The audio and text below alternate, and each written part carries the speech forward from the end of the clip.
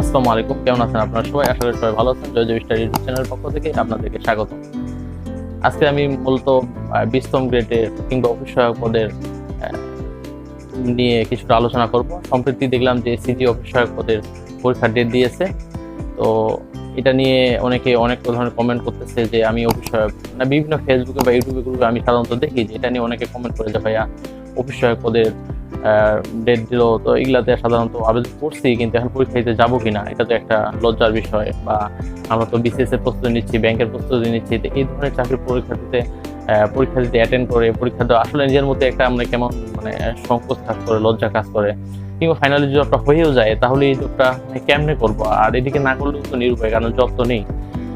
তো আমার পরিচিত দুজন ভাই ছোট ভাই আমাকে বললো যে ভাইয়া পরীক্ষা দিতে যাবো কিনা। তো আমি তাদেরকে বললাম যে না, অবশ্যই তোমরা পরীক্ষা দিবে। এখন আর অভিষেক পত্রে কিন্তু ছোট করে দেখার বিষয় না। এখন কিন্তু এই 20তম গ্রেডের জব কিন্তু সার্কুলার যদিও দিচ্ছে যে এসএসসি পাস কিংবা 8 পাস, কিন্তু দেখা এখানে কিন্তু ম্যাক্সিমাম ছেলে কিন্তু অনার্স মাস্টার্স কমপ্লিট করাই কিন্তু আবেদন করতেছে। যেহেতু ম্যাক্সিমাম বলে কি বলতে পুরোটাই কিন্তু অনার্স মাস্টার্স কমপ্লিট করা ছেলেরা কিন্তু এখানে ঝাঁপিয়ে পড়তেছে। তো আস্তে আস্তে কিন্তু আমাদের এটা নিয়ে সমাজের দৃষ্টিভঙ্গি কিন্তু বদলাবে। আস্তে আস্তে মানুষ কিন্তু ওই অভিষেক পদটাকে আর ওই পিয়ন কিংবা মনে করেন যে একদম ল লেভেল হিসাবে দেখার কিন্তু আর সুযোগ নেই। বিভিন্ন মন্ত্রণালয় অধিদপ্তরে যখন অভিষেক জয়েন করে, এখন দেখবেন যে আজ থেকে 10 বছর পর 90% কিন্তু তাদের দেখবেন যে অনার্স মাস্টার কমপ্লিট করা ছেলেগুলাই ওখানে জয়েনিং অবস্থায় আছে। তো তাদেরকে প্রতিপন্ন করা, সেই পদটাকে অনেক ছোট করে দেখা আগে হয়তো ছিল। আগে তারা 8 পাস করে 5 পাস করে ঢুকতো। এখন যেহেতু ডে বাই ডে আপনার বেকারত্ব হারে বাড়ছে এবং শিক্ষার হারও বাড়ছে এবং শিক্ষিত ছেলেরা এখানে জয়েন করতেছে, আজ থেকে 5-10 বছর দেখবেন যে প্রত্যেকটা মন্ত্রণালয় অধিদপ্তরে কিন্তু সহায়করাই এই পদগুলোতে মনে করেন যে সব জায়গায় আছে। তো ওখানকার যারা বড় বড় কর্মকর্তা থাকবে, যিনি উচ্চ কর্মকর্তা কিংবা যারা মাঝারি কর্মকর্তা, দ্বিতীয় শ্রেণী বা প্রথম শ্রেণী, তারা কিন্তু ওখানে দেখবেন যে বিশ্ববিদ্যালয়ে অনার্স মাস্টার্স কমপ্লিট করছে, যিনি ওখানকার ওই অফিসের পিয়ন কিংবা অফিস সহায়ক, তিনিও কিন্তু দেখবেন যে সেম সম্মানের বা সেম ক্যাটাগরির পাবলিক বিশ্ববিদ্যালয় কিংবা জাতীয় বিশ্ববিদ্যালয় থেকে অনার্স মাস্টার্স কমপ্লিট করা।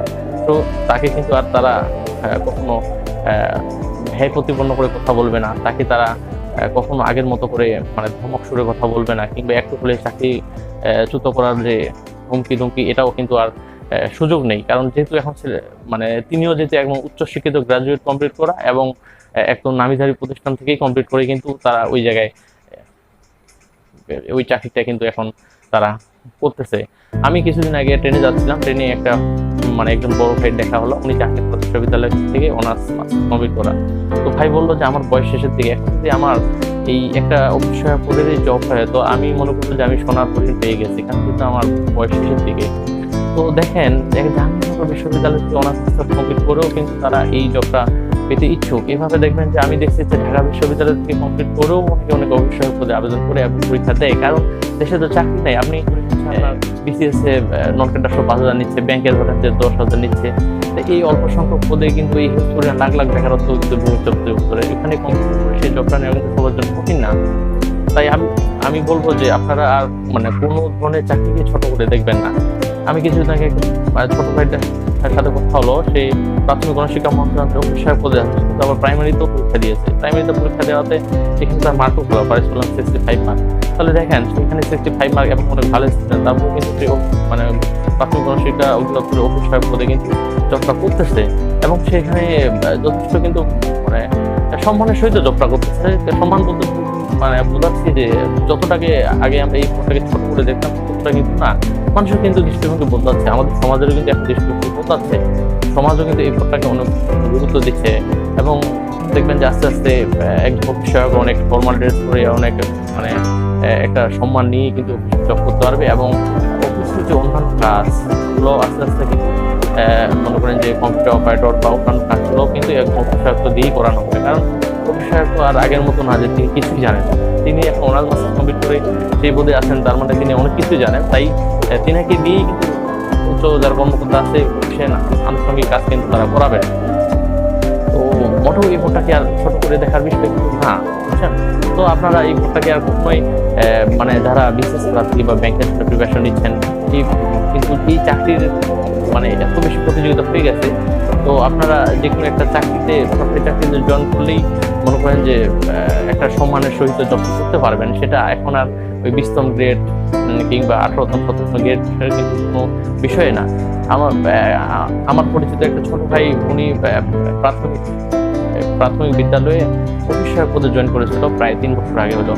আপনারা বিশ্বাস করবেন না, তার এখন মানে সে কিন্তু যখন জয়েন করছিল তখন অনার্স ফার্স্ট ইয়ারে বলতো, তার সাথে দেখা হলে আমার বংশ আরো একটু বেশি হয়। কি ব্যাপার, মানে সে অনেকটা সম্মান পাচ্ছে, কারণ সে যেহেতু এখন সে অনার্স কমপ্লিট করছে, তাকে যারা টিচারগুলো ক্লাস করাচ্ছে সে কিন্তু ক্লাস করে। এই যে ক্লাস করার কারণ স্টুডেন্টরা তাকে কিন্তু স্যার বলে, এবং সে বাসায় আবার ওই বাচ্চাগুলোকে আবার প্রাইভেট পড়াচ্ছে। এখানে তার কিন্তু একটা বাড়তি ইনকাম হচ্ছে, তার মানে কিন্তু সে একজন টিচারের সম্মান পাচ্ছে। তাই সে একটা বাইক নিয়ে সে ওখানে যায়, টিচারদের দেখা করে, মনে করেন যে তারপর ক্লাস নেয় এবং বাচ্চাদেরকে মানে স্কুল শেষ করে আসে, বাচ্চাদেরকে আবার টিউশনি করায়। এবং আমার গ্রামের যারা ভাইসাবাদ দিচ্ছে তারাও কিন্তু তার কাছেই পড়ে এবং তাকে স্যার বলে সম্বোধন করে। দেখেন একজন অফিস সহায়ককে বাচ্চাগুলো স্যার বলে সম্বোধন করতে টিচার বলেন, এবং সে তার চলাফেরা, তার প্রতিদিনের চলাফেরা, গেট আপ, বিহেভ টিচারের মতোই, অর্থাৎ সবাই স্বাভাবিক, কারণ সে যদি এখন কমপ্লিট করছে। তো দেখেন এইভাবে প্রত্যেকটা সেক্টরে আস্তে আস্তে ডে বাই ডে, আজ থেকে 10 বছর পর বাংলাদেশের প্রত্যেকটা অধিদপ্তর, মন্ত্রণালয়, সরকারি অফিসে দেখবেন যে এইভাবে অফিস সহায়ক পদে যারা জয়েন করতেছে তাদের একটা যথেষ্ট সম্মান দেওয়া হবে। এবং এই পদটাকে আমাদের সমাজের দৃষ্টিভঙ্গিতে এখন হয়তো তারা সেই সমাজের দৃষ্টিভঙ্গি থেকে অফিস সহায়ক পিয়ন বলে ছোট করে দেখা হয়, আজ থেকে 10 বছর কিন্তু এটা থাকবে না। কারণ এখন অবধি যারা অফিস সহায়ক পদে আছে কর্মরত, তারা কিন্তু সেই আপনার দেখবেন যে আদিকালে হচ্ছে আপনার 8ম শ্রেণী পাস কিংবা 5 পাসে জয়েন করছে, এবং তারা অনেক সিম্পল জীবনযাপন করে, অনেক ঢিলঢালা পোশাক, পুরাতন পোশাক পরে যায়। সেজন্য তাদেরকে দেখে মনে হয় যে অফিস সহায়ক। কিন্তু এখন আপনি দেখেন, আপনি অনার্স করে যখন জয়েন করবেন তখন কিন্তু আপনার কথার মধ্যে একটা আলাদা কনফিডেন্স থাকবে, আপনার পোশাক আধারে একটা শালীনতা থাকবে, একটা স্ট্যান্ডার্ড ভাব থাকবে। আপনাকে কিন্তু মোটেও আর এখানে ছোট করে দেখার বিষয় না। তো এই হচ্ছে বিষয়, বুঝছেন। আমি এই ভিডিওটা মূলত তৈরি করার কারণ হলো যে অফিস সহায়ক পদকে আমাদের সমাজের দৃষ্টিভঙ্গি থেকে, এবং আমরা আমাদের যে ফ্রেন্ড সার্কেল বা যারা সবাই এই চাকরির জন্য পরীক্ষা দিচ্ছেন, তারাই কিন্তু এখনো পদটাকে অনেক লজ্জা বা সংকোচ থেকে দেখেন। আসলে এখন আর লজ্জা বা সংকোচ থেকে দেখার বিষয় না।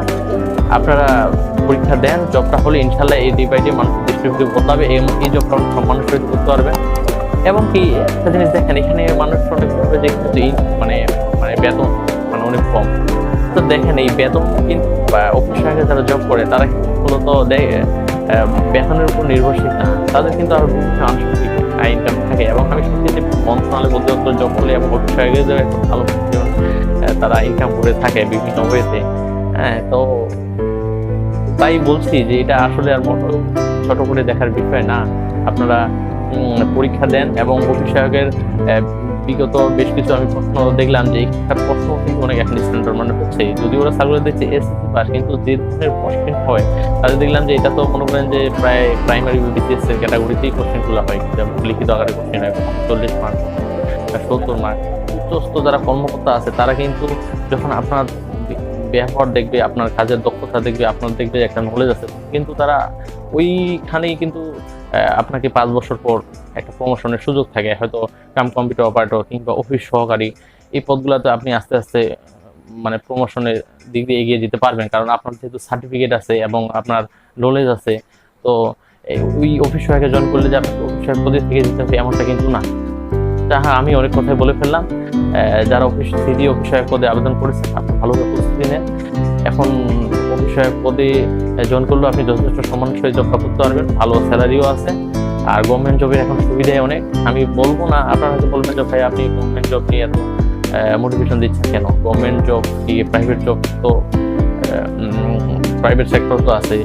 আসলে আমি বলতে চাচ্ছি যে যারা গভর্নমেন্ট জব নিবে, মানে এমনটা হচ্ছে যে গভর্নমেন্ট জব যাদের অনেক স্বপ্ন গভর্নমেন্ট জব করে প্রাইভেট জব ভালো লাগে না, কিংবা প্রাইভেট জব পাচ্ছে না সেরকম সুযোগ সুবিধার জন্য, তো তাদের জন্য বলছি, যেহেতু আপনার একটা জব দরকার, তা আপনি তো বুঝতে পারছেন আপনার যোগ্যতা কতটুকু, আপনার বিসিএস হবে কিনা, ব্যাংকে হবে কিনা, বা প্রাইমারিতে হবে কিনা। এবং অনেকেই আছে প্রাইমারিতে এবার জব হয়ে যাবে কিন্তু অফিস সহায়ক পরীক্ষা দিচ্ছে, আবার অফিস সহায়ক পদে চাকরি হয়ে গেছে কিন্তু প্রাইমারিতে ভাইবা দিয়ে আসছে।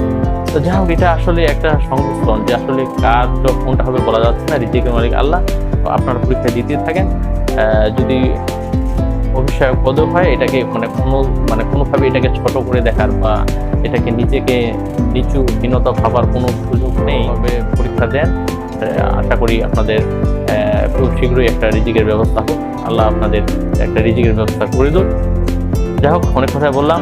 আমার চ্যানেলটা যেহেতু নতুন, আমি একজন নতুন ইউটিউবার হিসেবে আমার চ্যানেলটা সাবস্ক্রাইব করে আমার পাশে থাকবেন, আমার পরবর্তী ভিডিওগুলো দেখার চেষ্টা করবেন। আর যদি ভিডিওটা ভালো না লাগে তবুও সাবস্ক্রাইব করবেন, কারণ দেখতে দেখতে ইনশাল্লাহ ভালো লাগা তৈরি হয়ে যাবে। আল্লাহ হাফেজ।